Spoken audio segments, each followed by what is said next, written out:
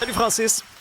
Bonjour Alex. On parle souvent de l'inflation puis à quel point ça nous affecte là, dans notre budget. T'attires notre attention ce matin sur un sondage de la BMO qui nous démontre que l'inflation affecte vraiment une grande majorité de Canadiens en vue de leur retraite.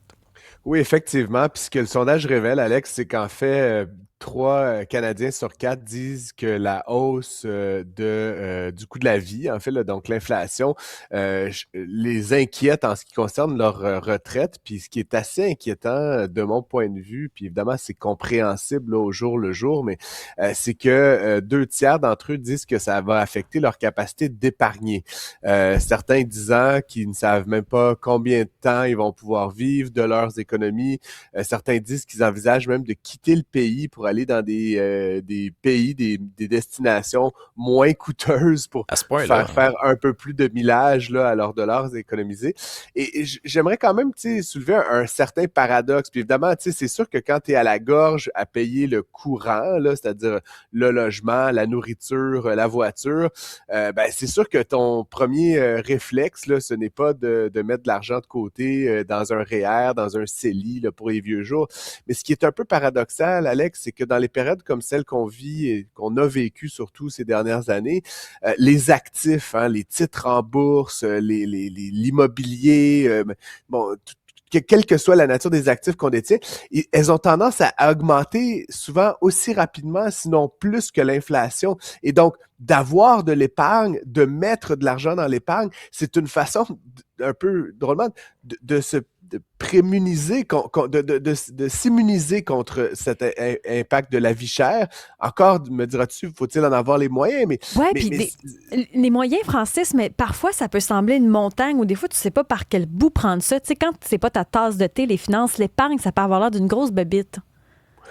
Tout à fait, mais je dis juste, la meilleure façon de lutter contre l'inflation, c'est d'épargner, c'est d'investir parce que cette épargne-là, elle fructifie souvent au même rythme, voire plus que l'inflation, et ça devient une sorte de coussin qui grandit, entre guillemets, par lui-même. Donc, c'est sûr que si votre premier réflexe, c'est de couper dans l'épargne, vous risquez de le regretter doublement plus tard parce que non seulement vous n'aurez pas l'épargne, mais vous n'aurez pas le rendement sur l'épargne. Donc, c'est un peu un paradoxe. Puis moi, évidemment, comme je le dis, je comprends très bien les motivations là, au jour le jour, mais c'est très inquiétant, Alex, parce qu'ultimement, ces gens-là vont se retrouver à la retraite n'ayant pas cotisé en raison de la vie chère et vont trouver que la vie est d'autant plus chère lorsque viendra le moment de cesser de travailler et de mettre de retirer là, ce vieux gagné, comme on l'appelle. Donc, un sondage là, que j'incite vraiment tout le monde à consulter, qui a été mené par la BMO en début d'année et qui montre effectivement là, que il y a des, comment dire, des incidences collatérales à la vie chère là, qui vont possiblement se faire ressentir dans quelques décennies même, Alexandre. Ben, puis tu sais, Francis, rendons ça très, très simple. Il n'y a pas de petites épargnes. En partant, là. Tu sais, si vous réussissez, quand même que c'est mettre 20 pièces de côté par semaine. Ben, ton 20 pièces, quand tu l'investis, là, ta boule de neige grossit tranquillement pas vite. Et là, à un moment donné, il y a un concept que tu peux nous vulgariser mieux que personne, l'intérêt composé. C'est-à-dire, tu fais de l'argent sur les intérêts que rapporte ton argent. Puis là, mettons que tu laisses cet argent-là sur le marché 5 ans, 10 ans, 15 ans, 20 ans, eh bien là, ta boule de neige grossit, prend de la traction. Et l'autre, quand tu dis le danger de ne pas cotiser, ben, c'est de laisser de l'argent ultimement sur la table. On en envoie-tu de l'argent en taxes, en impôts? C'est sûr. C'est Mais fun quand ça justement, nous revient un Alex, peu. c'est là où, je reviens là-dessus. Oui, on en envoie énormément. Puis, souvent, je demande aux gens, là, à la blague, quand j'interviens auprès de groupes, c'est quoi votre plus grosse dépense dans l'année? Puis là, les gens, ils disent, ben, le logement ou, la voiture. Puis je dis, non, c'est l'impôt. C'est souvent, là, si tu regardes ce que tu gagnes au Oui, c'est vrai. brut, puis tu décomptes, là, l'impôt, les taxes à la consommation, là, le fameux 15% qu'on paye. Évidemment, comme je dis, il n'y a pas une solution simple, mais des outils, par exemple, comme le REER ou pour les plus jeunes ou ceux qui ne sont pas propriétaires, le CELI App, c'est une façon, drôlement, Alex, de baisser la facture Et- d'impôt tout en économisant. Puis c'est comme se priver de ça, c'est un Julie peu dommage. demande, Ultimement, ouais. c'est pas mieux de rembourser nos dettes pré-auto, carte de crédit avant d'investir? Point Très bonne d'interrogation. question. Ah, bien sûr. C'est sûr que c'est surtout carte de crédit. Si vous avez des dettes à, justement, souvent, c'est les cartes de crédit, c'est dans les 20%. Il faut préconiser ça généralement. Les prêts auto, c'est un peu moins clair. Ça dépend évidemment à quel taux vous avez emprunté. Beaucoup de manufacturiers, on le sait, qui prêtent à 0, à 0,99, à 1,99. À ce moment-là, dans la durée, sur le long terme, vous allez être beaucoup plus gagnant à placer ça dans les marchés boursiers et sur le long terme, générer un 4, 5, 6 plus % de rendement à long terme que de rembourser un prêt à 0,99 par exemple. Là, encore une fois, je suis pas ici en train de vous optimiser chacun de vos budgets, évidemment, mais je pense juste de manière Ouais, générale, mais mettre de l'argent de côté, c'est garant de lutter contre l'inflation à long terme et de ne pas le faire, c'est de se priver d'une forme de sécurité à long terme, malheureusement. je vois passer certaines questions, puis il y en a qui demandent, bon, tu sais, comment épargner quand il nous reste Puis une plus une scène. scène à la Ben oui. fin du mois? Très bonne question aussi. Tu as dit le mot budget, Francis. Est-ce que ça, c'est un outil? Moi, je suis toujours surpris quand je vois des statistiques là, qu'à peu près une personne sur deux fait pas de budget. Moi, je fais pas de budget. Bon, alors, est-ce que en assignant une responsabilité, puis je n'invente rien matin, là, en assignant une responsabilité à chaque dollar, est-ce qu'à ce moment-là, ça devient un outil qui va vraiment changer notre vie? C'est sûr que oui. Puis tu sais, là, je vois des commentaires qui passent à l'écran, puis je comprends encore une fois qu'il y a des gens qui sont vraiment pris à la gorge. Mais tu sais, pris à la gorge, je serais intéressé d'en discuter avec ces gens-là parce que, comme tu l'as très bien dit, Alex, ça peut être 20 $, tu sais, ça peut être 50 $, ça peut être un montant par paye, ça peut être un montant par mois, ça peut être quand on gagne, quand on a notre retour d'impôt, si ceux qui ont des retours d'impôt, au lieu de le dépenser, tu sais, d'être je parle pas de milliers ou de millions de dollars, là. Encore une fois, chaque dollar qu'on est capable de mettre de côté à long terme avec la magie des rendements composés, ben ton dollar va devenir $1.03, puis $1.07, puis $1.12.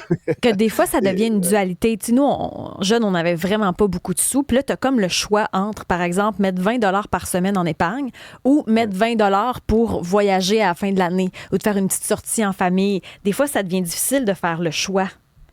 C'est le grand paradoxe de notre ère, hein? Puis encore une fois, c'est drôle, tu sais, le Québec, quand on regarde sur la planète Terre, là, tu sais, je comprends qu'il y a des riches et des pauvres chez nous, mais tu sais, on est une nation très riche, le Québec. Par rapport à nos parents, puis même à nos grands-parents, on voyage beaucoup plus, on prend des vacances plus longues, tu sais, on a une vie, entre guillemets, je sais que c'est difficile pour certains, mais en moyenne, on a une vie beaucoup plus facile qu'il y a 50 ans, et pourtant, on se sent beaucoup plus pris à la gorge qu'eux qui avaient peut-être une vie parfois plus simple, qui n'avaient pas autant de déplacements, qui n'avaient pas autant de voyages. Donc, c'est un peu le paradoxe, effectivement, Isabelle. Parfois, il faut se priver. Puis, tu sais, sur la question du voyage, par exemple, c'est un sujet qui revient souvent. Peut-être qu'on peut se priver une année, puis l'année suivante, avec juste les intérêts composés, on peut se payer un plus beau voyage. Tu sais, fait que, ultimement, il y a toutes sortes de stratégies, mais comme je l'ai dit, malheureusement, actuellement, on est en train de créer une crise qui va nous rattraper, j'ai l'impression, dans 10, 15, 20 ans, quand les gens qui aujourd'hui devraient être en train d'épargner ne le font pas parce que la vie coûte cher et qui vont se retrouver à la retraite avec trop peu de revenus pour pallier à leurs obligations, malheureusement. Et c'est ça qui est terrible, parce que l'utilité de ces segments-là, c'est de mettre tous nos trucs ensemble, en gang, pour qu'on puisse collectivement essayer d'améliorer notre sort. Parce que, Francis, les municipalités font preuve toujours d'une grande créativité pour aller chercher chaque scène dans nos poches. Hein? Je savais pas si tu allais m'emmener sur ce terrain-là, Je peux mais pas passer à côté. Bon, Il a pris racine dans le sujet. Ça... ça fait grand bruit, évidemment, ces dernières semaines. Non pas parce que c'est tellement important, parce que, somme toute, c'est une petite municipalité, c'est des petits dollars, là, qu'on parle de 10 ou de 30 $ par année, hein, mais la ville de Victoriaville, comme on le sait, qui souhaite augmenter ce qu'on appelle la canopée, là, fait que c'est le couvert là, du territoire là, par des arbres, voulait passer de 20% à 30%. Puis ben, pour ce faire, au lieu de faire une campagne de pub ou de fournir des arbres ou d'être positif, a décidé d'asséner une taxe. Puis c'est quand même fou. Il y a eu des élections en novembre dont il n'a été aucunement question de taxe. Et là, 2 mois plus tard, on s'en sort un peu d'un chapeau, une taxe sur l'arbre. Donc là, les gens qui n'avaient pas suffisamment d'arbres sur leur terrain se voyaient asséner là, donc quelques dizaines de dollars de pénalité. Et ce qui est terrible, c'est que tu vas et t'achètes 50 arbres et tu les plantes dans ton terrain, mais puisqu'ils ne recouvrent pas le sol, ben ben évidemment, ce n'est pas suffisant. Donc là, il faut attendre comme 15 ans avant de pouvoir être exempté. Et donc, ce qui est la conclusion de l'histoire, rapidement, c'est que là, on a décidé à Victoriaville, non pas d'enlever la taxe, on a décidé. Fait que là, on a mis une taxe qui est une réglementation, un cossin additionnel. Puis pour c'est volontaire. ceux qui veulent, c'est volontaire, mais donc si vous voulez pas la payer, là, il faut faire comme une autre passe-passe bureaucratico-formulaire. Fait que là, dans le fond, on a ajouté une taxe puis rajouté une complexité administrative complètement inutile. Fait que, tu sais, hier, j'entendais le grand patron de la Banque nationale, Laurent Ferreira, qui disait qu'au Québec, on est en train d'étouffer le monde avec la réglementation. C'est le meilleur exemple. Honnêtement, cette réglementation-là, elle est complètement inutile. Elle va pas changer le comportement des gens à court terme. C'est pas pour 10$ sur ton compte de taxes que tu vas changer la vie. Faites de la sensibilisation, donnez des arbres, faites des choses positives, donnez envie aux gens de s'intéresser aux couverts feuillus. Et de se mettre à taper sur ton propre monde en disant « va te mettre une taxe », puis là, si tu veux pas la payer. Il y a une personne sur deux au Québec là, qui a de la misère à lire un article de journal et à en résumer le contenu. Combien vont se faire prendre? Combien vont se faire prendre? Combien de gens vont aller sur Internet, trouver le site, cliquer le bouton, dire mon compte de taxe pour sauver 32$? Il y en a qui vont le faire, mais je trouve ça quand même fou que c'est ça l'état de la démocratie locale au Québec actuellement. C'est qu'au lieu de... Tu sais, les villes, là, au lieu de déneiger, de réparer les nids de poules, de faire les aqueducs, on s'invente des espèces de missions sur la comète, de taxes de l'arbre. Puis je trouve que c'est tellement un gaspillage, tu sais, même de temps d'antenne, un gaspillage d'énergie, un gaspillage de force vive au Québec. On pourrait être en train de faire des choses positives, puis à la place de ça, on tape sur le pauvre monde, puis on invente des taxes complètement absurdes. Honnêtement, ça me jette à terre, cette histoire-là. Puis j'ose espérer que d'autres municipalités vont avoir compris le message. Merci, Francis. Allez. À demain.